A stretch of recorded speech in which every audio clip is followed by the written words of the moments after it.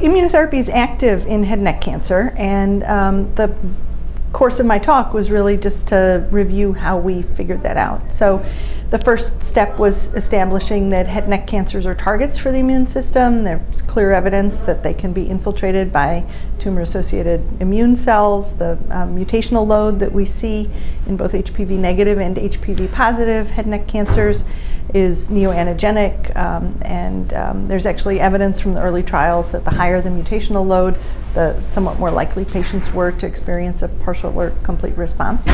The first trial that really looked at the use of PD-1 inhibitor in head and neck cancer was the KEYNOTE-012, and that established that pembrolizumab was active both in HPV-associated and HPV-negative disease in platinum-refractory patients.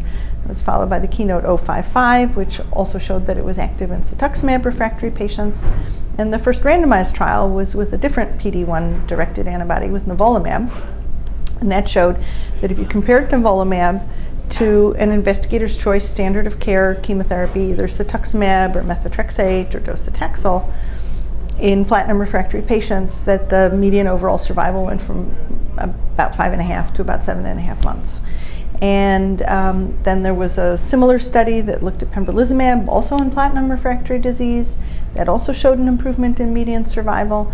And so we were left with clear evidence that these agents were active. The response rates were modest in the 16 to 20% range, and the FDA approvals were in platinum-refractory disease.